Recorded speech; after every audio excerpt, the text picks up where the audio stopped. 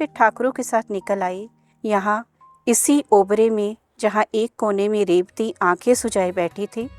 अंदर ले जाकर ठाकुरों जैसे उसे भूल गया और रेवती को मनाने लगी।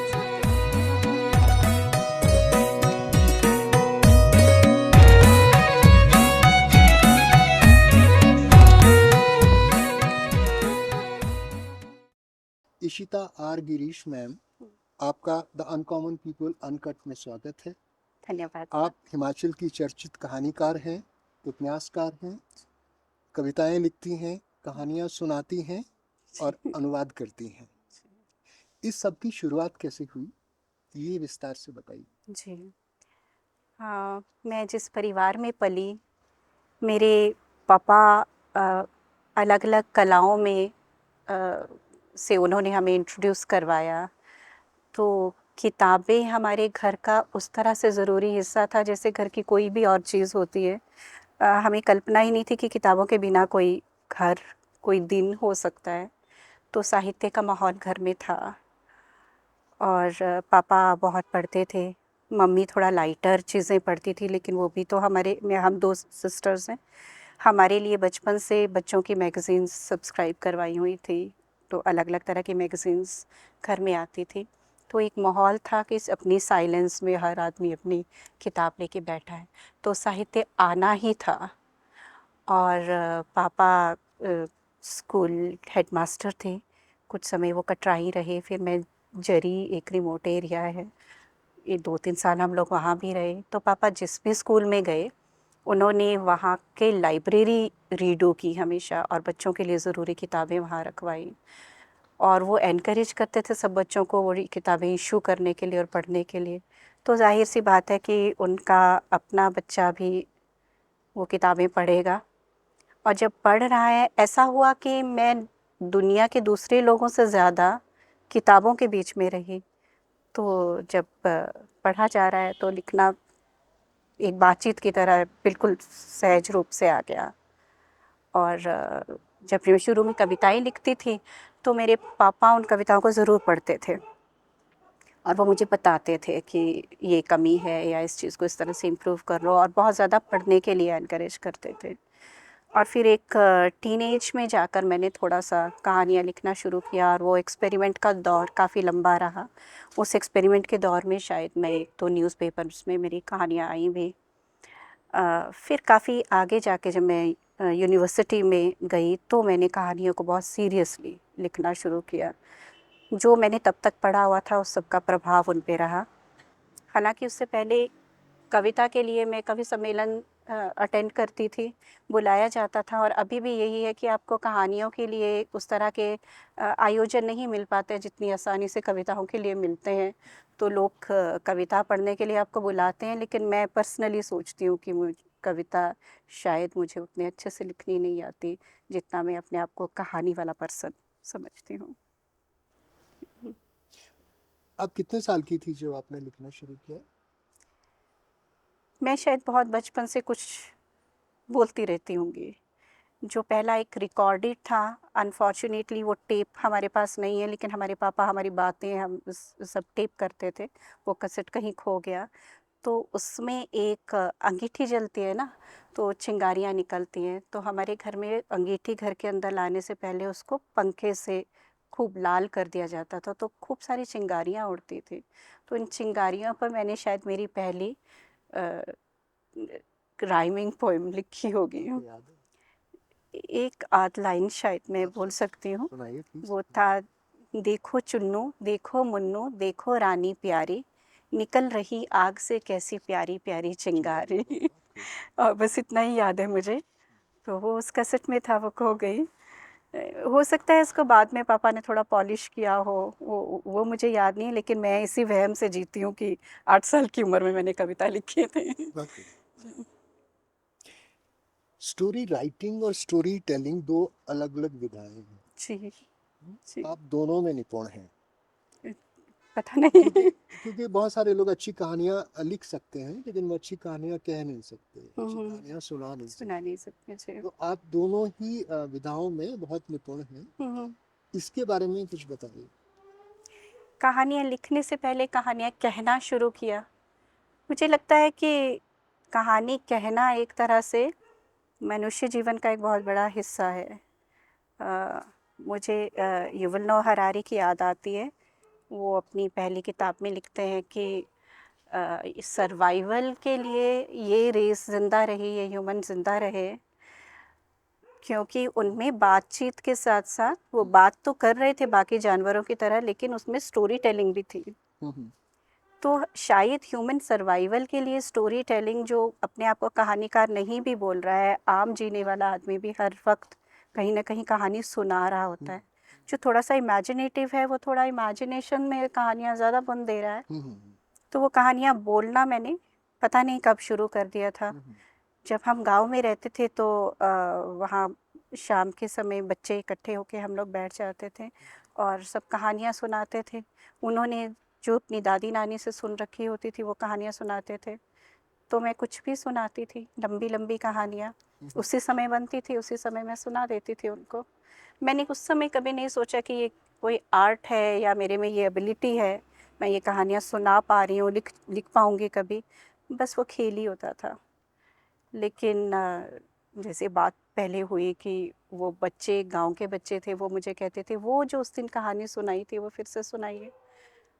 तो मेरे पास नहीं होती थी क्योंकि वो बस सुनाई और ख़त्म हो गई। तो वहाँ पे वो कहानी बोलना शुरू किया। फिर उन्हीं दिनों में शायद मैं 7वीं 8वीं कक्षा में, 9वीं में ऐसे रही होंगी, जब मुझे लगा कि मैं शायद जो सोच रही हूँ उसको लिख भी सकती हूँ। तो मैंने वहाँ स्कूल के मैगज़ीन के लिए एक आलू की आत्मकथा लिखी थी। अच्छा। तो वो उसका पूरा, उसको कैसे पका, और वो आलू की तरफ से थी, आत्मकथा थी। तो वो पढ़ के मेरे पापा बहुत खुश हुए थे। उन्होंने मुझे बहुत एनकरेज किया था कि तुम लिखा करो। फिर काफ़ी समय तक कहानियाँ नहीं लिखी और कविताएं लिखने लगी। जैसे कॉलेज में आई, उससे थोड़ा पहले से शुरू कर दिया, कॉलेज में आई तो कविताएं चलती रही काफ़ी समय तक। और लेकिन कहानी हर वक्त दिमाग में चलती रहती थी। अभी भी ऐसे होता है कि मैं कहीं भी बैठी हूँ, किसी से मिल रही हूँ या खाली बैठी हूँ, कहानियाँ चलती रहती हैं। तो उस उम्र में एक बार आके मुझे लगा कि ये जो भी चल रहा है इसको लिखा जाना चाहिए। तो फिर मैंने टीनेज में ही कहानियाँ लिखना शुरू कर दिया था। फिर वो धीरे धीरे वो प्रोसेस रहा काफ़ी समय तक कि रिहर्सल कहानियाँ बोलती हूँ मैं उनको, ये लिखी थी। लेकिन जो पहली कहानी जिससे मुझे डीप कैथार्सिस फील हुआ, वो एक शौकनी कहानी थी। एक असिकनी मैगज़ीन यहाँ से चली थी, उसमें छपी वो कहानी। वो कहानी काफ़ी समय तक मेरे अंदर रही, काफ़ी समय तक मैं उसको अपने अंदर बुनती रही और लिखने का प्रोसेस भी बहुत पेनफुल रहा। वो एक्सप्रेशन, उस समय मैंने अपने आप को अपने किरदारों के अधीन समझा पहली बार। और मुझे उससे पहले भी कहानियाँ लिखते हुए ये लगता था कि जिसकी बात कही जा रही है, कहानी लिखने या बोलने का अधिकार लेखक के पास नहीं है, उसके पास है। तो वो चीज़ मैं हमेशा समझती थी, लेकिन उसको डीपली मैंने शौकनी के समय में समझा। और वो कहानी लिखने के बाद मुझे इतना इतना रिलैक्स्ड महसूस हुआ कि वो बहुत लंबे समय तक जो चल रही थी और वो किस तरह से उन कैरेक्टर्स ने मुझे खींचा। वहाँ से मैं समझती हूँ कि एक मैच्योरिटी मेरी राइटिंग में आई होगी। उसके बाद फिर और कहानियाँ भी आई। आपको बचपन में आसपास के बच्चों को कहानियाँ सुनाने का बहुत शौक था, जी आपने मेंशन किया है। जी जी और शायद आप तभी तभी कहानियाँ बना के उनको सुना देती थी किसी तरह से। हम्म उसमें आपका एक जगह मेंशन किया है कि ब्राधा का जो कालू लड़का था हम्म वो आपकी कहानियों को डिफरेंट नज़र से देखता था, या उसके कुछ एक्सपेक्टेशंस हाँ, अलग थी। हाँ। तो जी वो उस करेक्टर के बारे में बताइए, क्योंकि वो जी सचमुच का है कालू। सचमुच का है। हाँ, तो जी वो कैसे रिएक्ट करता था आपकी कहानियों पे, ये बहुत जी दिलचस्प होता है। क्योंकि हम 10-12 बच्चों को कहानियां सुना रहे होते हैं, उसमें से 10 तो बहुत आराम से सुनते हैं, हम्म, लेकिन 5 के मन में थोड़ा कौतूहल रहता है, जी वो जानना चाहते हैं जी कि ये क्या है। जी तो उस कालू के बारे में बताइए। जी। वो जरी का बराथा गांव था। जब मेरे पापा जरी में हेडमास्टर थे तो हम लोग बराथा गांव में रहते थे। और वो गांव से थोड़ा हटके घर था, लेकिन उस घर में अपने ही खूब सारे बच्चे थे, पोते पोतियाँ बहुत सारे बच्चे थे। और वो शाम के समय हम सब बच्चे आग जला के उसके पास बैठते थे, और जैसा एक कुल्लू का कल्चर है कि कहानियाँ कहने का दौर चलता था। तो मेरे पास कोई ऐसी कहानियाँ तो नहीं होती थी जो दादी नानी से ट्रेवल करके आ रही हैं, तो मेरी कहानी बनती थी और मैं सुना देती थी उनको, और वो बड़ी डिटेल्ड होती थी। वो शायद वो गुण था कहीं कि मैं उसको पूरे डिटेल में उस कैरेक्टर को बता रही हूँ। लेकिन वो गांव के बच्चे का एक भोलापन देखिए, उसको लगता है कि कहानी मतलब सच्ची, कोई सच्ची बात है। जो वो शायद अपनी दादी से कोई परी कथा सुनता होगा, वो बच्चा सोचता होगा पर ये सच में होती है। जी। तो वो मेरी कहानियाँ सुन के भी सोचता था कि ये जो भी कैरेक्टर्स वो होते होंगे, शायद वो सोचता होगा कि ये सच में कहीं है। तो वो 10 दिन के बाद मुझे कहता था वो वाली कहानी सुनाइए। तो वो कहाँ से आएगी कहानी, वो तो है ही नहीं, वो लिखी ही नहीं गई, वो मुझे भी याद नहीं है वो उस समय। वो तो उसे लगता था कि ये आप झूठ बोल रहे हो दीदी, ये कहानी नहीं होती है, आप झूठ बोल रहे हो, ये है ही नहीं, ये वो वाली है ही नहीं। तो अच्छा। उसे उस तरह से चीटेड फील होता था कि मैंने धोखा दे दिया उसे। आप अपनी कहानियों के जो पात्र हैं जी। उनके नाम बहुत खूबसूरत रखते हैं। वो नाम आंचलिक नाम है। जी जैसे अभी एक पुस्तक आई है, हिमतरू के संपादक हैं कृष्ण श्रीमान, जी देवनागरी जी करके। जी मैंने पढ़ी। तो उनकी जो पुस्तक है, उपन्यास है, वो इसी घाटी पे केंद्रित है। आंचलिक है, वो एक परिवार की कहानी है। जी। उसमें जो नाम है वो भी बहुत साधारण नाम है, साधारण। जैसे पुराने जमाने में होते थे। स्वारू है या इस तरह के नाम है, दिनों के नाम पे हैं। आपकी एक कहानी में सुंग सुरई नाम है। और एक और उदाहरण है, जैसे मंडी फिल्म में, श्याम बेनेगल की मंडी फिल्म में, उसमें एक छोटा लड़का काम करता है जो चाय वाय लेके आता है, उसका जी नाम है डुंगरूस। जी तो ये जो नाम होते हैं ये भुलाई नहीं भूलते, जी। है ना, आपके मानस पटल में कहीं रह जाते हैं। तो आप ये नाम कैसे चुनती हैं?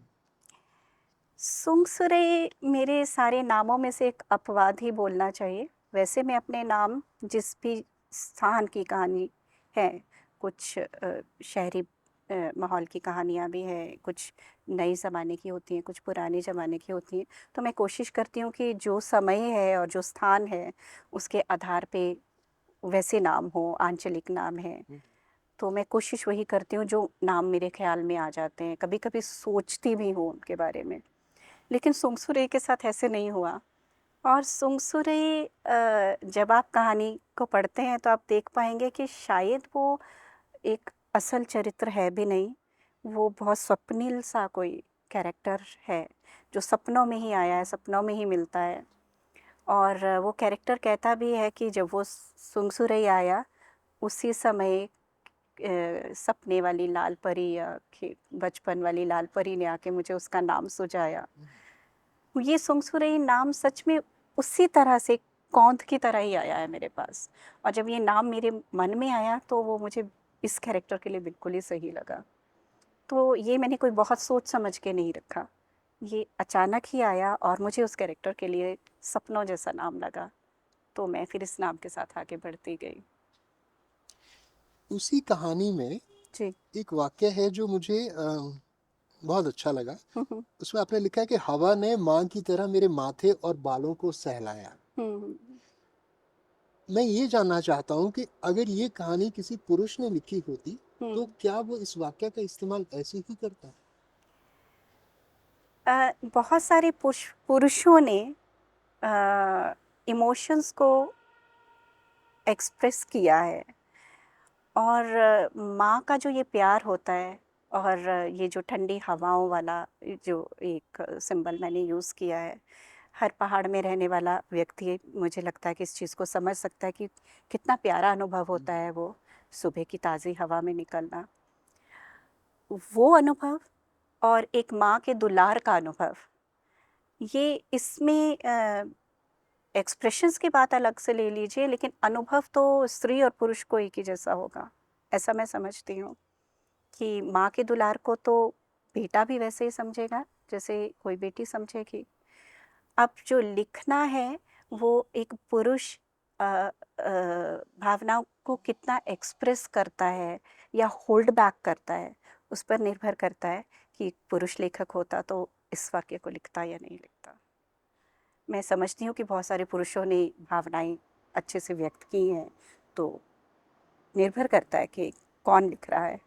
उसमें उसी कहानी में डेवलपमेंट के लिए या जो कंक्रीट हमारे आसपास हो रहा है, आपने बहुत अच्छा शब्द यूज किया, स्लेटी रंग। जी ठीक है। जी और उसी का एक और वाक्य है, एक पहाड़ में जो टूरिस्ट आते हैं वो शहर का सुख ढूंढते हैं। हम्म नौ दिस इसका बहुत बहुत गहरा मतलब है कि जो पहाड़ों का शहरीकरण हो रहा है, हम्म वो जरूरी भी है कि हमें सुविधाएं चाहिए। जी ठीक है ना, पहाड़ तो हमारे इर्द गिर्द हैं, वो तो हम्म रहेंगे ही। हम्म लेकिन इस पूरी कहानी में नेचर को जिस तरह से आपने देखा है, पर्यावरण को जिस तरह आपने देखा है, आपके मन में अंतर्द्वंद है कि लोगों को यहाँ आना भी है, उनको पहाड़ भी देखने हैं, लेकिन उनको सारी सुख सुविधाएं भी चाहिए। तो उस समय आप क्या सोच रही थी कि ये जो पर्यावरण पे ये जो कहानी है, लेकिन उसमें ह्यूमन इमोशन जो है वो बहुत डीप है ना? तो क्या चल रहा था आपके दिमाग में कि इस कहानी का जो किस तरह से इस कहानी को लोग रिसीव करेंगे? किस तरह से रिसीव करेंगे ये मैं ज़्यादा नहीं सोच पा रही थी। मैं कहानी लिखते हुए जो अंदर चल रहा होता है उसको एक्सप्रेस करने की तरफ मेरा ध्यान ज़्यादा रहता है।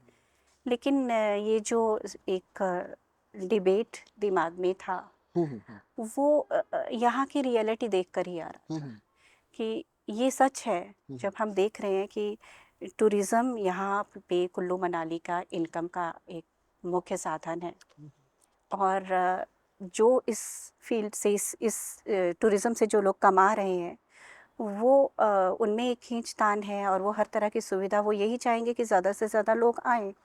लेकिन इसका जो पर्यावरण पे प्रभाव पड़ रहा है, वो बहुत एक घबराहट देने वाली चीज़ है। जी जी। तो उस बैलेंस को रख पाना अ, बहुत मुश्किल लगता है। मेरे जैसा व्यक्ति जो वहाँ से कमा नहीं रहा है, जिसके लिए वो पैसे की अहमियत नहीं है, मैं बहुत सारी अच्छी-अच्छी बातें कर सकता हूँ। लेकिन जो व्यक्ति कमा रहा है और जिसका एक कॉम्पिटिशन अपने साथ वाले व्यक्ति से है, वो यही चाहेगा कि मेरे होटल में आके रहें, या मैं उनको किस तरह का एक लालच दूँ कि ज़्यादा लोग ज़्यादा लंबे समय के लिए पहाड़ों में रहें। पहाड़ों का रहना आसान तो नहीं है। तो अगर एक शहरी व्यक्ति, एक मैदानी आदमी पहाड़ों में आके लंबा समय काटना चाहता है, तो उसको सुख सुविधाएं चाहिए, और वही सुख सुविधाएं आज पहाड़ उनको दे रहा है। और जब वो सुख सुविधाएं दे रहा है तो पहाड़ीपन कम होता जा रहा है। इसका एक उदाहरण मैं दूंगी कि जब ये लाहौल वाली टनल बन रही थी, तो मैंने अपनी एक लाहौल की दोस्त से कहा कि काश ऐसा हो कि हम फ़िल्टर करके लोगों को वहाँ भेजें, कि काश ऐसा हो कि हम एक टेस्ट रखें कि कौन नेचर देखने जा रहा है और छुट्टी मनाने और वहाँ पर जाके सड़क के किनारे पार्टी करने नहीं जा रहा है। तो उनका जवाब मुझे ये आया, कुल्लू वालों ने तो बहुत पैसा कमा लिया, लाहौल वाले ना कमाए। तो ये पैसा जो एक बहुत इम्पॉर्टेंट चीज़ है, और है, हम इससे मना नहीं कर सकते। तो मुझे ये था कि एक बैलेंस तो हमें ढूंढना पड़ेगा कि किस तरह से वो बैलेंस ढूंढा जाए। वो बैलेंस जो है वो सिर्फ लोगों को अवेयर करने से, वो लोग जो पैसा कमा रहे हैं उनको अवेयर करने से ही आ सकता है, और किसी तरीके से नहीं। इशिता जी, आपकी एक पुस्तक है सबसे अच्छा बच्चा, जो शायद पेरेंटल गाइड है कि बच्चों को कैसे बड़ा करना है, पालना है, उसके बारे में कुछ बताइए। ये किताब मैंने मेरे जॉब के समय, जी मैं a lady of the snow school में 18 ईयर्स मैंने पढ़ाया है। जी तो वहाँ पे अ, मेरा सब्जेक्ट इंग्लिश लिटरेचर के साथ साथ मुझे मॉरल साइंस क्लासेस भी दी जाती थी। जी तो मैं क्लास टीचर क्लास 8 की रही, जी 8 ग्रेड की क्लास टीचर काफ़ी साल रही। और वो अर्ली टीनेज है, और उसमें जो बच्चों का पेन है, उस चीज़ को मैं देखती थी। और जब तब आकर पेरेंट्स का ये बोलना कि आप मेरे बच्चे को आपकी बात सुनता है, ये समझा दीजिए, वो बोल दीजिए। और उस पूरे एक्सपीरियंस में मुझे ये लगा कि बच्चों को कुछ भी नहीं बोलना है, बोलने की ज़रूरत है पेरेंट्स को, पेरेंट्स को। समझाना पेरेंट्स को है। हम्म, तो वो जो मेरी बातचीत बच्चों से होती थी, वो बहुत सारी बातचीत मैं अपनी डायरी में भी लिखती रहती थी, हम्म, और बच्चों को जितना सा भी हो सकता था काउंसल करने की कोशिश होती थी। अब अ, फिर वो डिस्कशंस हमारे घर पे भी होते थे मेरे हस्बैंड और मेरे बेटे के साथ। बेटा स्कूल से निकल चुका था जिस समय, तो वो उसने मुझे, मेरे बेटे ने मुझे बोला कि why don't you give a book form to all this experience of yours. जी। तो वो समय में मुझे लगा, और मैंने पूरा इसको तैयार कर लिया इस बुक को, और इसमें बहुत सारे एक्सपीरियंसेस वही हैं थे, और वो बातें जो मैं पेरेंट्स को बोलना चाहती थी कि टीन एज में जिन परेशानियों से पेरेंट्स गुजरते हैं, उनको डील नहीं करना आता, अगर उसी सब की प्रिपरेशन वो बच्चा, इन्फेंट बच्चा है, उस समय कर लें, उस समय उनको पता हो कि ये प्रॉब्लम तो आनी ही है, और वो प्रिपरेशन कर लें, और दोस्ती करने के क्या तरीके हैं। मेरी समझ से मैंने वो सारी चीज़ें इस किताब में एज वाइज लिखी कि बच्चा पैदा होने से पहले माइंडसेट रेडी होना कितना ज़रूरी है, जो हमारे समाज में इस बारे में बात ही नहीं होती है कि आपको मेंटली प्रिपेयर होना है कि आप एक बच्चे को लेकर आ रहे हो उस दुनिया में, और फिर वो 0 से 5 तक आपको किस तरह का एनवायरनमेंट देना है, फिर उससे बड़ा हो रहा है बच्चा, कैसे डील करना है उसकी चीज़ों को। तो जनरल चीज़ें जो मैं समझती हूँ कि पेरेंटिंग में पेरेंट्स शायद नहीं सोच पाते उन छोटी छोटी बातों की तरफ, लेकिन सोचना चाहिए, तो वो मैंने एज डिवाइड करते हुए टीन एज तक इसके बारे में लिखी। फिर थोड़ा सा मैंने उसमें टीचर्स का या ग्रैंड पेरेंट्स के रोल में भी थोड़ा सा कुछ लिखा। किताब है ये एक उपन्यास है आपका, रीवा। जी। तो ये आपने कब लिखा, और इसका थोड़ा सा इसके बारे में बताइए कि जी इसका जो विषय वस्तु है वो क्या है, जी और जी क्योंकि मैंने इसको पढ़ा नहीं है तो मैं, आप ही बताएंगे मुझे। जी। ये उपन्यास मेरा टीन लगभग ख़त्म होने पे, मैं यूनिवर्सिटी में थी उस समय शिमला में, जब इसका फर्स्ट ड्राफ्ट रेडी हुआ था। तो वो एज की लड़की, 19 20 21 वर्ष की मैं रही होंगी, वो मैं किस तरह से उस समय पेरेंटिंग को देख रही थी कि जिस तरह से बच्चा एक पेरेंट के ऊपर उसको भगवान समझ के पूजने लगता है, अ, और उसके क्या प्रभाव उसके कैरेक्टर्स पे पड़ते हैं, फिर वो आने वाले समय में उन चीज़ों से डील कर पाता है या नहीं। एक ये इसके विषय वस्तु में एक ये पॉइंट था, और दूसरा जो था वो एक बड़ी साधारण सी लव स्टोरी, ट्रायंगल्स और वो सब कुछ भी साथ में चल रहे हैं। लेकिन मुख्यतः जो ये बात मैं कहना चाह रही थी कि एक बच्चे का इंडिपेंडेंट थॉट के साथ पलना ज़रूरी है, तो उस चीज़ को मैंने थोड़ा सा कहानी में के माध्यम से बताने की कोशिश की, कि उस नेगेटिव जो उसका प्रभाव रहा है फादर का, डोमिनेशन उनकी जिस तरह से रही है, और बच्चे को नहीं पता है कि उसके अंदर क्या डेवलप हो रहा है। लेकिन ये बच्ची लड़की प्रोटैगनिस्ट जो है, इसको कुछ समय के बाद ये बात समझ में आ जाती है कि मुझे भगवान भी नहीं मानना चाहिए था अपने फादर को, और फिर वो अपने व्यवहार में उसको किस तरह से बदलाव ला रही है। कोई सुखांत नहीं है इस कहानी का, लेकिन रियलाइजेशंस हैं इसमें। देश की सबसे चर्चित कहानी उसने कहा था, जी पंडित चंद्रधर शर्मा गुलेरी जी ने गुलेरिया। लिखी थी। जी बहुत ही खूबसूरत कहानी है, और मुझे लगता है कि वैसी कहानी लिखी नहीं गई, ऐसा सब लोग कहते हैं और मैं भी कहता हूँ। जी उसमें एक वाक्य है, वो कि तेरी कुड़माई हो गई। ये कुड़माई एक आंचलिक शब्द है, शब्द है जी। लेकिन ये वाक्य हम्म इतना इतना ज्यादा लोगों ने इसको पसंद किया, और ये हम्म बहुत बहुत ही सीधा प्रश्न था। हम्म ठीक है जी ना, जी महिला पात्र है, उसकी उसकी करेक्टर है, तरह बहुत सीधा प्रश्न था, जी लेकिन ऐसा लगता है कि पूरी कहानी इसी पे टिक गई थी। बिल्कुल ठीक है, जी। तो आपको क्या लगता है कि एक अच्छी कहानी में, गुलेरी जी ने ज्यादा कहानियां नहीं लिखी, अच्छा। दो तीन कहानियां और थी जो सुशील कुमार फूल जी ने पूरी थी, शायद हम्म बुद्धू का कांटा या कुछ और कहानी थी। हम्म तो आपको क्या लगता है कि कहानी में कहीं ऐसा कुछ होता है जिससे आप बंध जाते हो, जिसको आप बार बार पढ़ना चाहते हो, जो ये जो कहानी आपके साथ रह जाती है, जिस जी कहानी को आप अपने साथ हमेशा रखते हो? बिल्कुल बिल्कुल सर। मुझे ऐसे लगता है जैसे ये कहानी का ये वाक्य जो आपने बोला, उसने कहा था का, तो ये सिर्फ एक, जिस तरह से आप कह रहे हैं कि एक ये सीधा वाक्य, एक सीधा प्रश्न है, तेरी कुड़माई हो गई, लेकिन अगर आप इसको गहराई से देखें तो ये इतना सीधा भी भी नहीं नहीं है। है, एग्जैक्ट ये उस लड़के की पूरी मनोदशा, वो क्या सोच रहा है, जो अनकहा उसके अंदर है। है, उसको कह रहा है। ये जो पूरी कहानी को ही कह रहा है ये वाक्य। तो उस फील को पकड़ना और साधारण शब्दों में बोलना, यही तो टेक्निक है।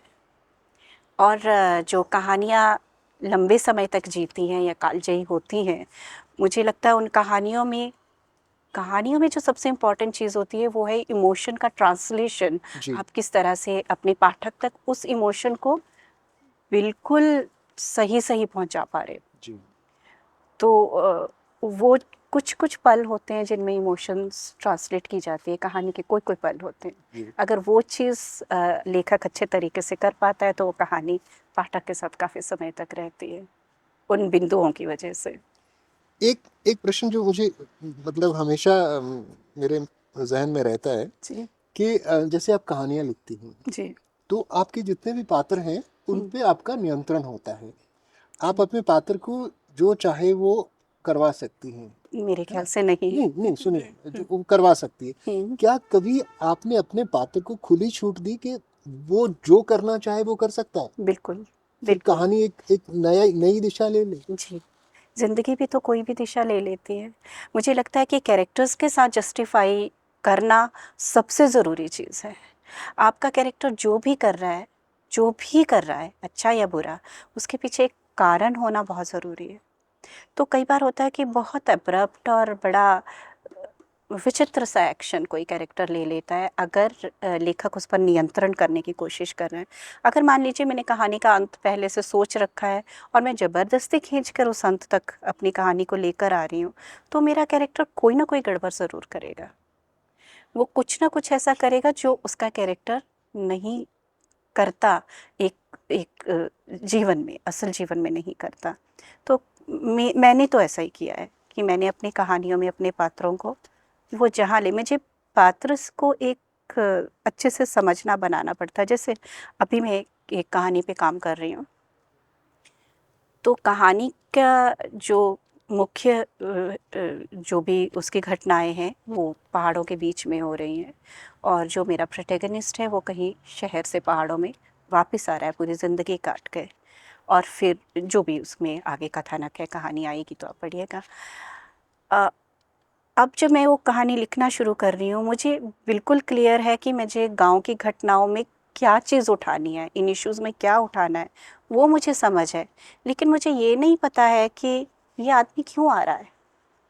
मैं वहाँ से आगे कहानी शुरू कर सकती हूँ उसके गांव में आने के बाद, जी लेकिन मैं नहीं कर रही हूँ। मुझे उस पर काफ़ी समय लगाकर काफ़ी सोचना पड़ा, काफ़ी देर बैठना पड़ा, क्योंकि वो बैकग्राउंड जो उस आदमी की है, जब तक मैं उसको नहीं समझूंगी, मैं उसको गांव में लेके वो कैसे व्यवहार करेगा, क्या बोलेगा, क्या सोचेगा, मैं उसके बारे में नहीं लिख सकती, क्योंकि मुझे उस कैरेक्टर के अंदर जाना है।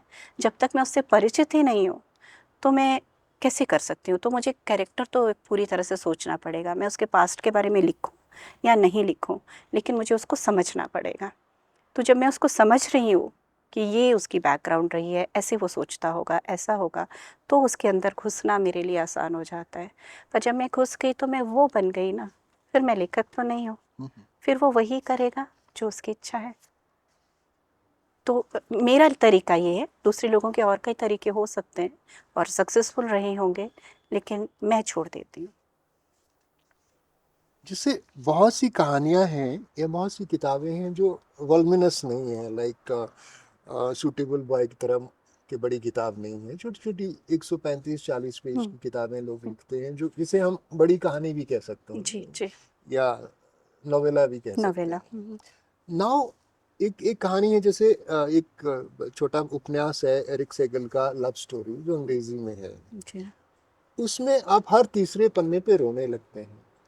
एक पर्लेस बक की किताब है, द गुड अर्थ। वो चाइनीज हिस्ट्री है, वो उनके गाँव की और परिवारों की। उसमें आप हर चौथे पन्ने पे आपके आंसू आ जाते हैं। एक फिल्म को देखते हुए रोना आसान होता है क्योंकि वो विजुअल क्रिएशन है, वो आपको धीरे धीरे लीड करती है उस तरफ। लेकिन लिखते हुए शब्दों में इतना वजन पैदा करना, इतने इमोशनल स्ट्रेंथ पैदा करना कि वो आपको रुला दे, इसके बारे में आप कैसे कहेंगी? ये किस तरह का लेखन, और आपको कितनी साधना करनी पड़ती है ऐसा लिखने के लिए?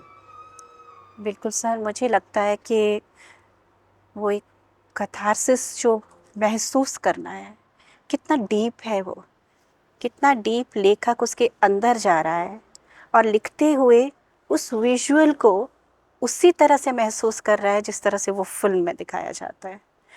और मुझे लगता है कि फिल्म में दिखाने से ज़्यादा मुश्किल है उसको शब्दों में क्रिएट करना, क्योंकि बिना शब्दों के बहुत सारी बातें बोली जा सकती है। साइलेंस बहुत कुछ बोलती है, विजुअल का एक अपना इम्पैक्ट होता है। शब्दों में वो चीज़ क्रिएट करना मुश्किल है, लेकिन असंभव नहीं है। बहुत सारे लेखकों ने, जैसे आपने अभी ये 2 नाम लिए, और जब आप ये नोवेला की बात कर रहे हैं तो जो मेरे मन पे एक छपा हुआ है, मैंने शायद मेरी टीन एज में पढ़ा होगा, टैगोर का चतुरंग। तो वो चतुरंग की जो नायिका है, बिना बोले, और उसका जो वो पूरा एक्सपीरियंस है, अब ये भी निर्भर करता है कि जो पाठक है वो कितना रिलेट कर पा रहा है उस इंसिडेंट से या उस कैरेक्टर से, कि वो इमोशनल फील करे या नहीं करे। लेकिन मुझे लगता है कि उस जो फीमेल कैरेक्टर है उसमें, दामिनी शायद, तो उसके साथ रिलेट करना मैं बहुत रिलेट कर पाई उससे, और उस तरह के आंसू वो किताब पढ़ते हुए मुझे आते थे और मैं वो इमोशंस को फील कर पाती थी। तो हालांकि मुझे बहुत हैरानी होती थी कि एक मेल राइटर लिख रहा है, जैसे शरद चंद्र मेल राइटर हैं या टैगोर मेल राइटर हैं, और वो इस तरह से समझ पा रहे हैं औरत के अंदर की बात को, ऐसे लिख पा रहे हैं। तो बहुत इमोशनल करती हैं वो सारी चीज़ें। लेकिन मुझे लगता है कि वो, जैसे मैं कह रही हूँ ना कि कैरेक्टर के अंदर जाकर मैं वही कैरेक्टर बन गई, तो शायद वो इतना अंदर घुस पाते होंगे वो बड़े राइटर्स उस कैरेक्टर में, कि उस इमोशन को वो बिल्कुल सही सही लिख पा रहे हैं जो आपको रुला रहा है। तो बहुत तपस्या तो करनी पड़ती होगी। आपने अभी ये 2 बड़े लेखकों का नाम दिया जिनको पढ़ के हम बड़े हुए हैं, गुरुदेव रविंद्रनाथ टैगोर और शरदचंद्र चट्टोपाध्याय जी। इनके उपन्यासों में, अब मैं तीसरे राइटर का नाम लेना चाहता हूँ, सादात हसन मंटो जी। ये तीनों ने बहुत अच्छी कहानियां लिखी हैं, बिल्कुल। लेकिन तीनों का जो महिलाओं का ट्रीटमेंट है, महिला पात्रों को जिस भाषा में उन्होंने संबोधित किया है, जी जी जी, वो बिल्कुल अलग है। जैसे मंटो ने बेबाक होके बोला है जो भी वो बोलना चाहते हैं, जैसे बहुत सारे लोग कहते हैं कि गाली की भाषा है एक तरह से, या वो स्त्री का सम्मान नहीं कर रहे, एक तरह से सम्मान नहीं कर रहे। लेकिन शरद चंद्र बहुत ही ज्यादा सॉफ्ट है। गुरुदेव एक अलग लेवल पे है ना, लेकिन मंटो एक अलग लेवल पे। तीनों ही महिलाओं से लिख रहे हैं, उनके ऊपर लिख रहे हैं। तो ये जो मनोस्थिति होती है एक राइटर की, वो how much it does reflect about his own personality. Of course, जो लिख रहा है कोई भी राइटर, वो उसकी personality to understand that topic चीज़ को दिखा रही है ना। तो जो डिफरेंस एक शरद चंद्र और टैगोर में है, तो शरद चंद्र ने जिस तरह का स्ट्रगल दिखाया है, वो सोशल एंड होम फ्रंट पे क्या बीत रहा है एक औरत के साथ, तो वो उसको उस सोशल और होम फ्रंट पे और पर्सनल फ्रंट्स पे उस चीज़ को देख पा रहे होंगे, और इतनी अच्छे से देख पा रहे होंगे, उस महिला की नज़र से देख पा रहे होंगे। तो उन्होंने उस भाषा में उस चीज़ को लिखा है।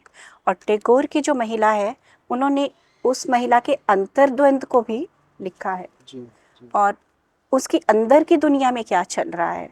टैगोर की बड़ी पोइटिक भाषा है, उस पोइटिक भाषा में उन्होंने वो हालांकि हमें तो ट्रांसलेशन ही उपलब्ध हैं, तो वो ओरिजिनल बंगाली में पढ़ने में कैसे लगते होंगे तो नहीं पता, शायद और मज़ा आता होगा।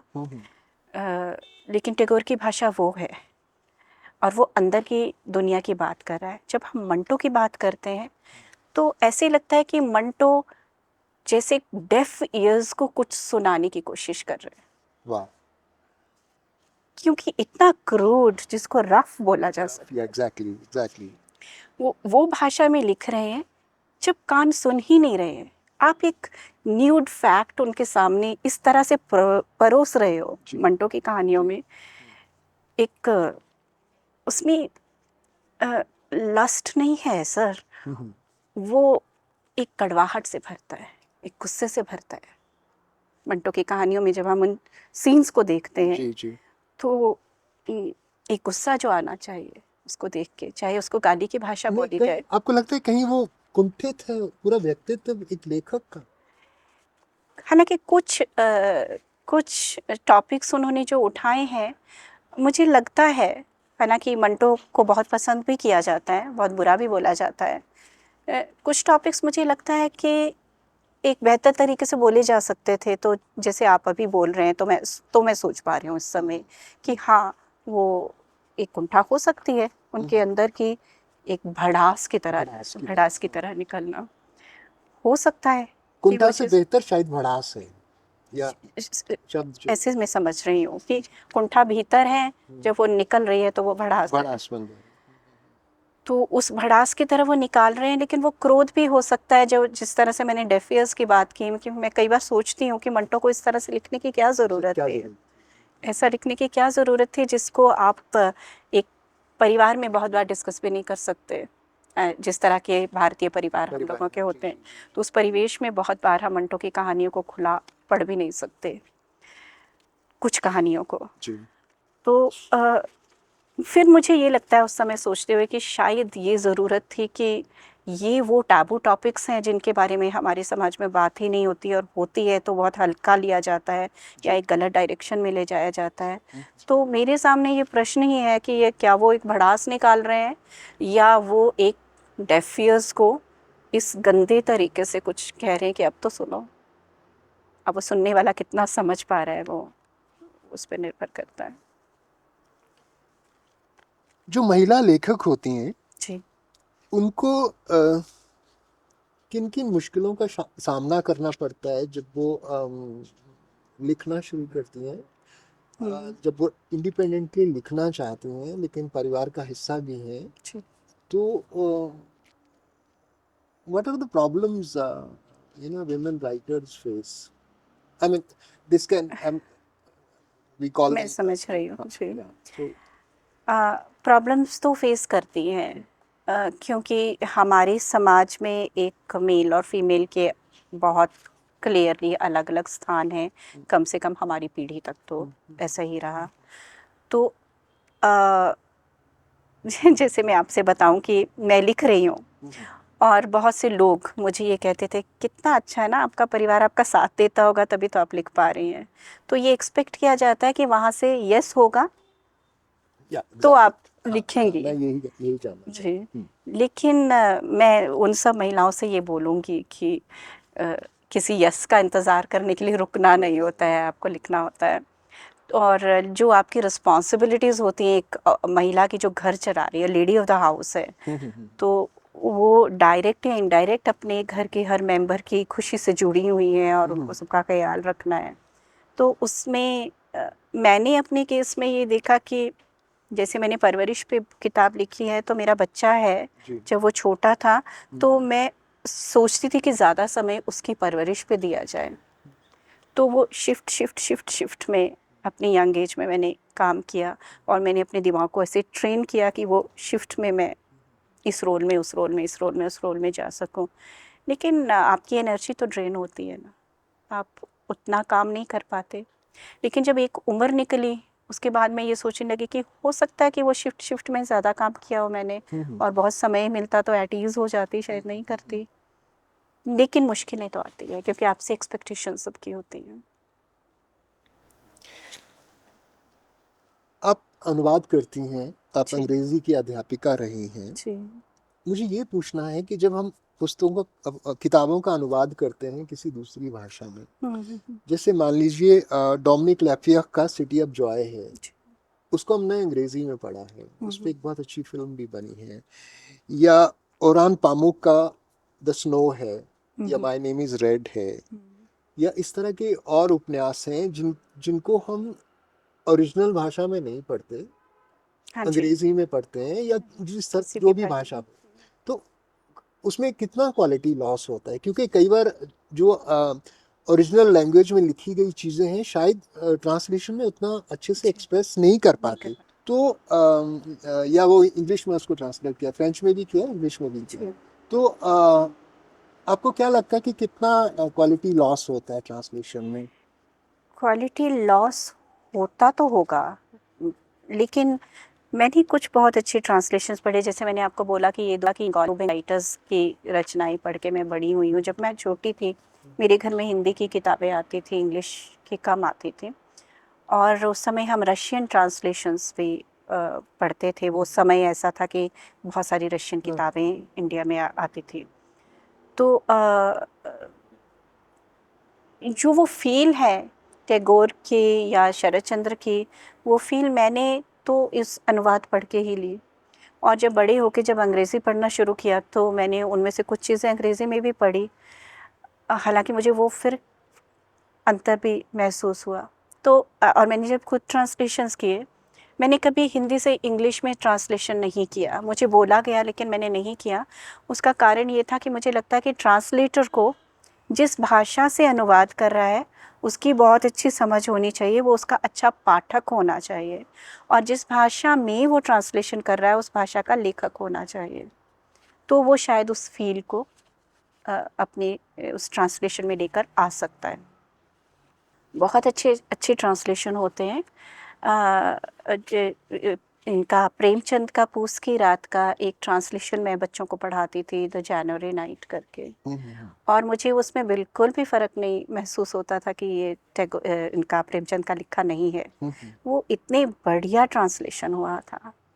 उसी तरह से एक किताब ये रशिया की मैं आपसे बात कर रही थी इसके बारे में।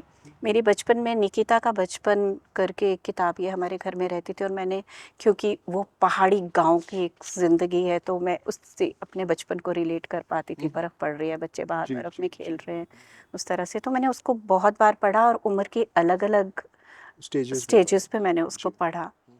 और फिर ऐसे हुआ कि कुछ वर्ष पहले वो किताब खो गई, शायद मैंने किसी को दे दी होगी।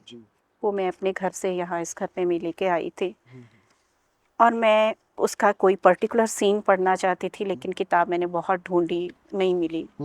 तो मेरे बेटे ने आज सरप्राइज़ मुझे उसका इंग्लिश वर्जन मंगवा के दे दिया, और फिर मैंने उसको पढ़ा। तो दोनों, हिंदी वाला भी और इंग्लिश वाला भी, वही चीज़ मैं उसमें फील कर पाई।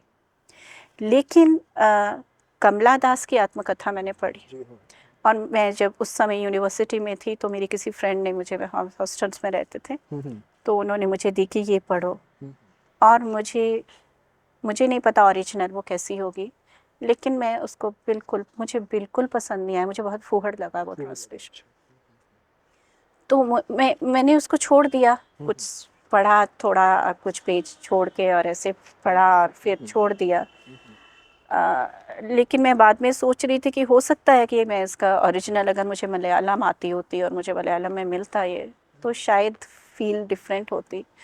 तो ये जो एक बात मैं कह रही हूँ ना कि जिस भाषा से ट्रांसलेट कर रहे हैं उसका अच्छा पाठक होना, और जिस भाषा में ट्रांसलेट कर रहे हैं उसका अच्छा लेखक होना शायद बहुत ज़रूरी है ट्रांसलेशंस के लिए। हमारी बहुत सारी कहानियां होती हैं जो हमारे पास से जुड़ी रहती हैं, चाहे हमारा व्यक्तिगत पास्ट हो या इतिहास हो, हाँ जी, या आस पड़ोस आस हो, पड़ोस या हिस्ट्री हो, वर्ल्ड हिस्ट्री हो, कुछ भी हो, कुछ हमारी भी। बहुत सारी जो लेखन है वो इससे जुड़ा है। जैसे भारत और पाकिस्तान के विभाजन पे खुशवंत सिंह जी की किताब है अ ट्रेन टू पाकिस्तान, आपके यहाँ भी पढ़ी है शायद। जी जी। दूसरी किताब है भीषम साहनी की तमस। बस, जिस पे अच्छा हाँ, टीवी सीरियल बना। तो एज अ स्टोरी राइटर हम्म। मैं ये जानना चाहता हूँ कि आप बहुत अच्छा लिखती हैं, आपके कितना मुश्किल होता है पास्ट को भूलना, ऐसा पास्ट जो हमें कहीं दुखा गया हो हम्म। और हमें सामूहिक रूप से दुखा गया, हम्म। तो उसको उसको भूलना इतना मुश्किल क्यों होता है? क्योंकि उनके प्रभाव ख़त्म नहीं होते, इतनी जल्दी ख़त्म नहीं होते। कोई एपिसोड ख़त्म हो जाने से, आपकी ज़िंदगी में कुछ हुआ है या एक कम्युनिटी के साथ कुछ हुआ है, उसके ख़त्म हो जाते उसके प्रभाव ख़त्म नहीं होते। और जब जब वो प्रभाव आपकी प्रेजेंट लाइफ को डिस्टर्ब कर रहे हैं या आपको याद दिला रहे हैं, वो ज़ख्म ताज़ा होता रहता है, उसको भुलाना आसान नहीं है। और आप चाहते हो कि मेरे सामने वाले, मेरे समाज को, मेरी दुनिया को पता चले मैंने क्या देखा है। आप उसके बारे में लिखना चाहते हो, आप सबको बताना चाहते हो। कहीं ऐसा तो नहीं हमें जख्म कुरेदने में अच्छा लगता? कुछ हद तक ये बात सही हो सकती है, लेकिन मैं अपने अनुभव से ये समझती हूँ कि जिस चीज़ का प्रभाव ख़त्म हो जाता है या कम हो जाता है, डाइल्यूट हो जाता है, उस बात को हम ऐसी मेमोरी में रहती हैं, लेकिन वो दुखाती नहीं है। और जिसका प्रभाव नहीं ख़त्म हुआ होता है वो दुखाती है। ये मेरा अनुभव है। बहुत सारी महिलाओं से मैं बात करती आई। एक समय पे मेरे फोकस में महिलाएं होती थी, मेरे लेखन के फोकस में महिलाएं होती थी, और बहुत महिलाओं से मैं बात करती थी। और उनसे बात करके भी मैंने ये देखा कि बहुत सारे दुख, वो उनकी बात करती हैं लेकिन वो दुखी नहीं हो रही हैं, वो भूल गई हैं, क्योंकि वो समय निकल गया, वो बात, उसका प्रभाव ख़त्म हो गया। और बहुत छोटी छोटी बातें जो है, उनकी बात करते हुए वो रोने लगती हैं, क्योंकि उनका प्रभाव ख़त्म नहीं हुआ। वो लॉस, वो वॉइड जो उनके ज़िंदगी में था, वो ख़त्म नहीं हुआ। तो वो किसी बड़ी साधारण सी बात पे वो कुढ़ती रहती हैं, और किसी बड़ी बात को वो बिल्कुल भूल गई हैं। इस तरह से जब मैं जीवन को देखती रही तो मुझे लगा कि ये पहलू है कि शायद ऐसा होता है। और जो आप बोल रहे हैं कि कुरेदना और दुखी रहना एक इंसान की नेचर में है, वो भी काफ़ी हद तक सही है, क्योंकि दुख को महसूस करना, उसकी इमोशंस जो है वो ज़्यादा डीप रहती हैं, ज़्यादा देर तक रहती हैं। और हो सकता है कि वो ह्यूमन साइकी में कहीं इस तरह से रहती हो कि उस दुख को हम अनुभव करते रहना चाहते हैं। ऐसा हो सकता है।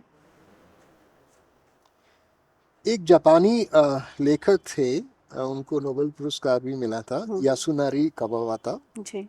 वो रविंद्रनाथ टैगोर जी की लेखन से बहुत ज़्यादा प्रभावित थे।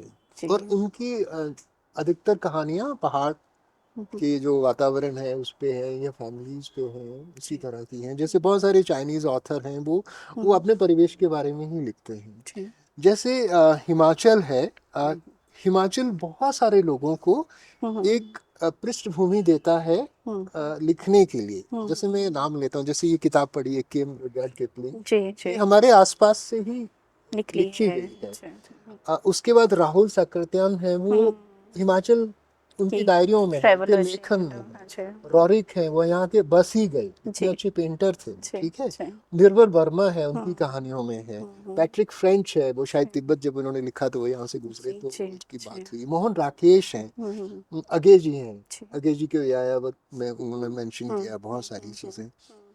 तो आप यहाँ रहती हैं, आपकी कहानियों में ये परिवेश है।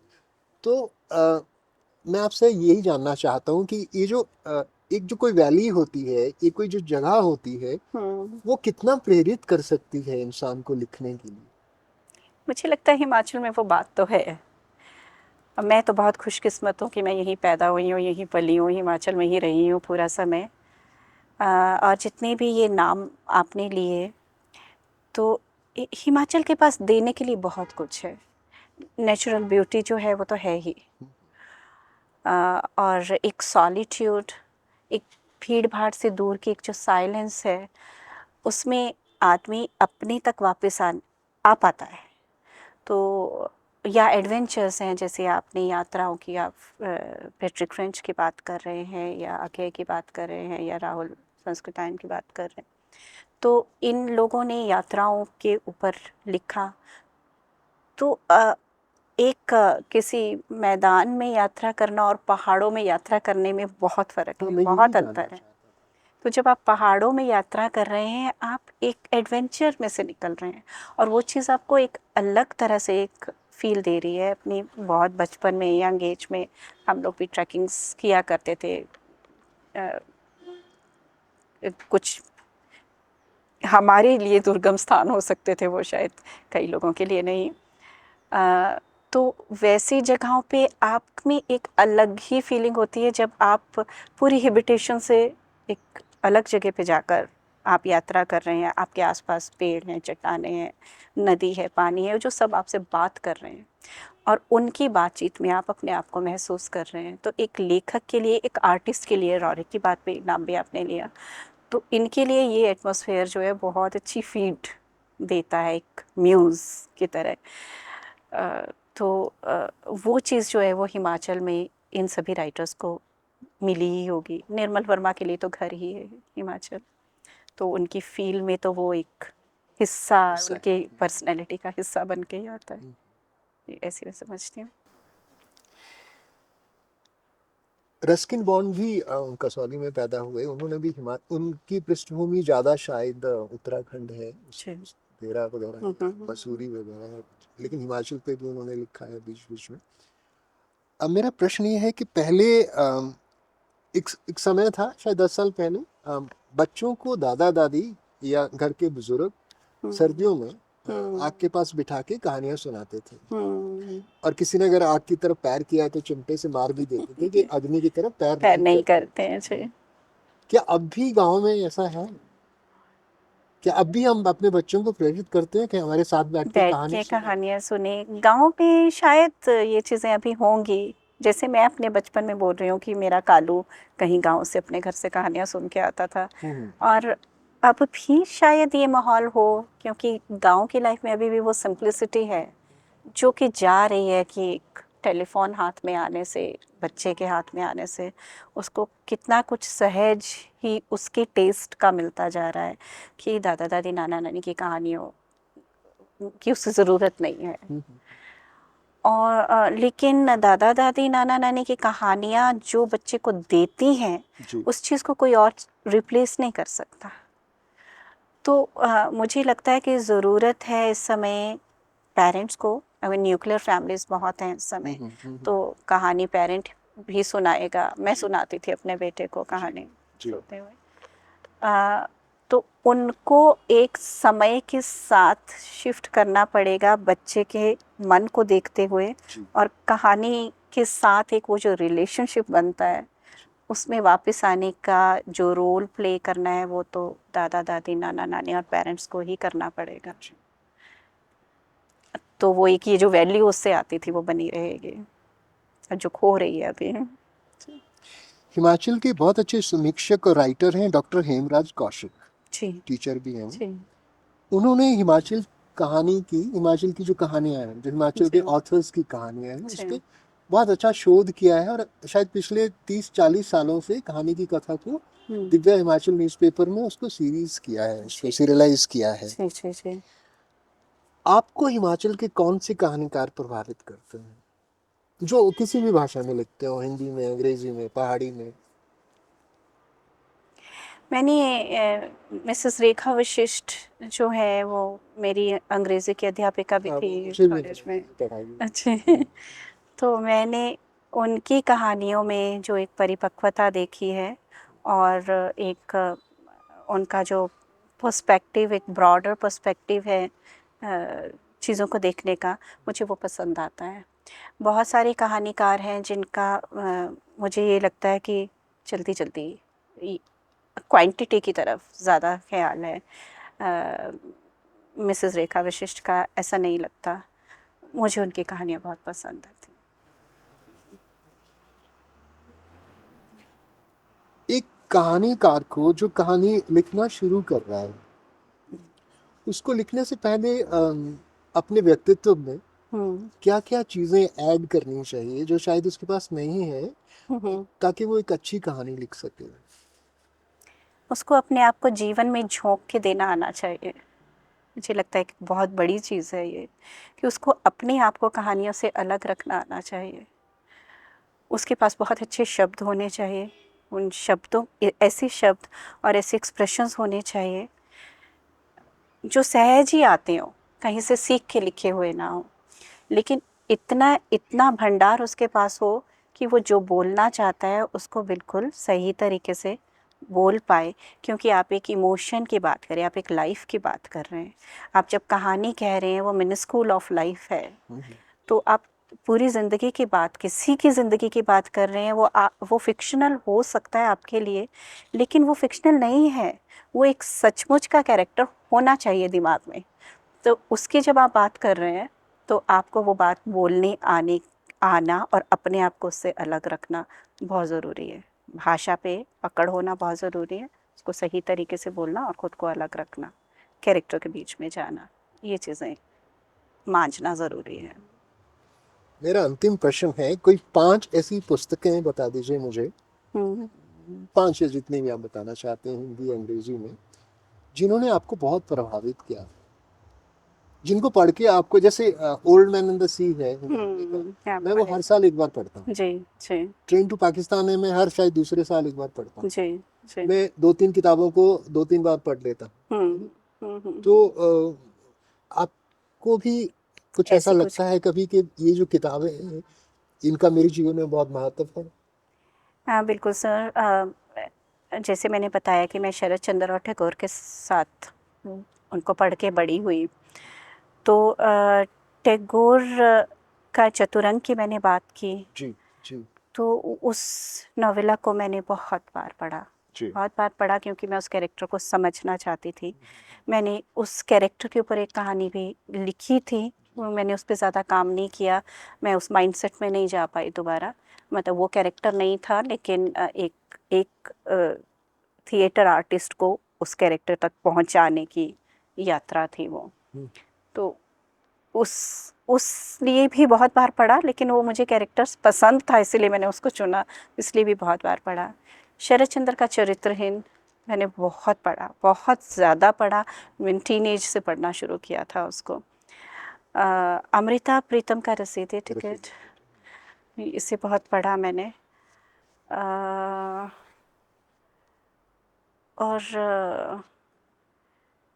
अब इस समय याद नहीं आ रहा है मुझे। हाँ, कृष्णा सोबती का ज़िंदगी नामा, उसे मैंने 2-3 बार पढ़ा, और जब मैंने पहली बार ही पढ़ा था तो मुझे लगा था मैं इसे फिर से पढ़ूंगी। ये सब उपन्यास हैं।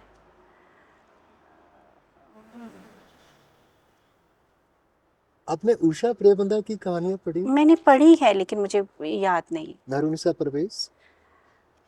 ये सब कहानियाँ, मतलब ये नाम मैंने सुने हैं और मैगजीन्स में उस समय कभी कभी आ रही हैं, मैंने पढ़ी हैं, लेकिन ऐसा कुछ याद नहीं है कि मैं कौन सी पत्रिकाएं थी जो आप पढ़ती थी और आपको अच्छी लगती थी, जिनमें अच्छा साहित्य छपता था, और अब शायद वो पत्रिकाएं नहीं हैं? उस समय हर घर में धर्मयुग आता था और हम लोग धर्मयुग पढ़ते थे और उसमें बहुत सारी कहानियाँ पढ़ते थे। मेरे साथ प्रॉब्लम ये है, पहले भी थी अभी भी है, कि कहानी के लेखक, खासकर जब मैं छोटी थी तो मुझे लेखक का नाम भी याद नहीं रहेगा, बहुत बार कैरेक्टर्स के नाम भी नहीं याद रहेंगे, लेकिन कहानी की फील वो मेरे साथ चलती है, अभी भी चलती है। तो अभी भी जो मैं किताबों के नाम नहीं ले पा रही हूँ, हो सकता है कि बहुत सारी कहानियाँ जो हैं, बहुत सारे लेखक जो हैं मेरे दिमाग में, वो कहानियाँ हर वक्त चल रही हैं, लेकिन वो अलग से याद नहीं है। तो एक धर्मयुग की मुझे याद आती है, और बहुत इम्पॉर्टेंट जो मेरी ज़िंदगी में रहा, हमारे घर में एक नवनीत मैगज़ीन आती थी। मैंने देखे उसके बहुत सारे इशू जी, वो मेरे पापा की लाइब्रेरी से हैं, तो वो मैं सारे जो बचे हुए थे सब समेट के ले आई हूँ। तो नवनीत में जो मुझे मिला है, मुझे लगता है कि उसने मुझे इतना रिच किया है। मेरे बचपन में एक बच्चा नवनीत पढ़ना शुरू कर रहा है और आपको वर्ल्ड क्लास लिटरेचर के ट्रांसलेशंस उसमें मिल रहे हैं। उसमें एक कहानी मैंने पढ़ी थी जो मैं चाहूँगी कि सुमनिमा करके नॉवेला, वो विशंभर प्रसाद कोइराला, मैं अगर ठीक नाम ले रही हूँ, नेपाली राइटर जी, तो उनकी वो कहानी है, उसको मैंने हज़ारों बार पढ़ा। फिर मैंने नार्सिसस गोल्डमन का ट्रांसलेशन पढ़ा था, उसमें नवनीत में बच्ची थी तब, लेकिन मुझे वो बहुत इम्प्रेस किया था। वो 2 कैरेक्टर्स उसमें, दोनों मंक्स हैं और उनका एक कंट्रास्ट चलता है पूरे नॉवेल में। फिर वो ये नवनीत मेरे पास थी नहीं, उस समय पापा के घर में थी, और मेरा मन किया कि मैं उसे पढूं, तो फिर मैंने उस समय हिंदी में पढ़ा था, फिर मैंने वो इंग्लिश में उसका ओरिजिनल खरीद के वो पढ़ा। तो ये सब किताबें और ये मैगज़ीन नवनीत का बहुत बड़ा रोल है मेरी पर्सनैलिटी पे और मेरे टेस्ट पे। और अंग्रेजी के ऑथर्स, अंग्रेजी की किताबें, क्योंकि आप अंग्रेजी के अध्यापक रहे हैं। अंग्रेज़ी में मैं इसलिए मुस्कुरा रही हूँ कि मैं फ़िक्शन पढ़ती हूँ, लेकिन मैंने कॉलरिज को पढ़ा है, और कॉलरिज का जो मिस्टिसिज्म था वो मुझे पसंद आया, बहुत पसंद आया। और अंग्रेज़ी में मैंने किसी एक ऑथर को नहीं, ज़्यादा नहीं पढ़ा कि किसी एक ऑथर को, लेकिन जो चीज़ भी मेरे सामने आती गई, क्योंकि जिस समय हम पढ़ रहे थे और ग्रो हो रहे थे, उस समय क्लासिक्स का समय था, और हमारा सिलेबस में भी और उसके बाहर भी हम लोग क्लासिक्स बहुत पढ़ते थे। तो जेन ऑस्टन को मैंने पढ़ा, वो मन होता था कि उनका लिखा और कुछ भी पढ़ लूँ, और अब याद करने के लिए मैंने वो फिल्म्स सारी क्लासिक्स पे जो भी फिल्म्स थी वो सारी निकाल के पढ़ के देखी। अभी मुझे लगता है कि उस समय वो चीज़ें बहुत अच्छी लगती थी, बहुत इम्प्रेसिव लगती थी। अब वो उनमें थोड़ी सिंप्लिसिटी दिखती है। मुझे लगता है कि लेखन में एक और कॉम्प्लेक्सिटी फिल्म्स के आने के बाद और समय बदलने के बाद, वो जिस तरह, या मनुष्य की ज़िंदगी जितनी कॉम्प्लेक्स होती जा रही है, तो एक अलग तरह की कॉम्प्लेक्सिटीज जो आती जा रही है, पर मुझे वो अच्छी लगती है नए नए ऑथर्स को भी पढ़ना। एक अंतिम प्रश्न है, मैं थोड़ा लालची हो रहा हूँ। ये हाइपोथेटिकल क्वेश्चन है। मुंशी प्रेमचंद अगर अभी होते, या डीएच लॉरेंस अगर अभी होते, जी, तो मुंशी प्रेमचंद जी क्या ईदगाह या ठाकुर का कुआं या डीएच लॉरेंस लेडी चैटरलैंड लवर लिख पाते जिस तरह से उन्होंने तब लिखा? जो प्रेमचंद की दुनिया है वो अब पता नहीं कहाँ है, क्योंकि बहुत बहुत गाँव में भी वो जीवन शायद बदल गया है। लेकिन मैं ये बात बोलना भी नहीं चाहती, इसलिए नहीं बोलना चाहती हूँ कि मैंने मेरी एक कहानी है लाले की नो, और जब मैंने वो लिखी और मैंने उसको डिफरेंट मैगज़ीन्स में भेजा, तो मेरे लिए वो मेरे आसपास के लोगों की डायरी से, और जो मैं देख रही थी दुनिया में, वो वहाँ से निकल कर आई थी वो कहानी। तो लेकिन वो कुछ 2 बड़ी मैगज़ीन से रिजेक्ट हुई, और एक संपादक ने मुझे ये कह के उसको रिजेक्ट किया कि अब ऐसा कहाँ होता है। लेकिन मैं उस चीज़ को अपने समाज में देख रही थी जो मैंने उस कहानी में लिखा था। तो अगर मैं अभी ये कहूँ कि प्रेमचंद अब नहीं लिख पाएंगे, वो चीज़ें अब नहीं हो रही हैं, तो शायद वो वही होगा कि मैं नहीं देख रही हूँ समाज का वो हिस्सा। शायद अब भी होती हो, शायद वो दुख, वो दर्द, तकलीफ, गरीबी, वो सब कुछ अभी भी हो जो प्रेमचंद लिखना चाहते थे। डीएच लॉरेंस की अप्रोच थोड़ी अलग थी, और मुझे लगता है कि वैसे भी अपने भारतीय संदर्भ में अगर मैं देखूं, तो डीएच लॉरेंस के सब्जेक्ट्स को आज की दुनिया के लाइफ के क्लोज़र मानती हूँ मैं प्रेमचंद से, ऐसा मुझे लगता है, अगर दोनों में कंपैरिजन किया जाए तो। लेकिन फिर भी जैसे जैसे समय बदलता जाता है, जीवन बदलता जाता है, उस वैसे वैसे कहानियों का फ्लेवर भी बदलता जाता है।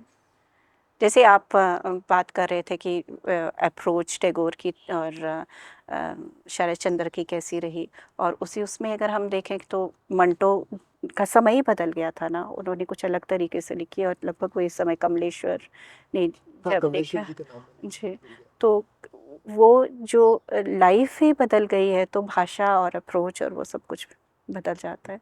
शायद प्रेमचंद एक हल्के से अलग टच के साथ लिखती, जो तकलीफ समाज में है उसके बारे में लेखक तो लिखेगा ही। आपका बहुत बहुत शुक्रिया, आपने हमें समय दिया और इतनी अच्छी बातें हमने की, और मैं इतना कुछ जान पाया। आप ऐसे ही लिखती रहिए और हम ऐसे ही बढ़ते रहेंगे। बहुत आपका बहुत बहुत शुक्रिया। बहुत धन्यवाद, और इस प्लेटफॉर्म पे मुझे लेकर आने के लिए बहुत बहुत धन्यवाद sir. Thank you so much. Wonderful talking to you. Thank you. Thank you.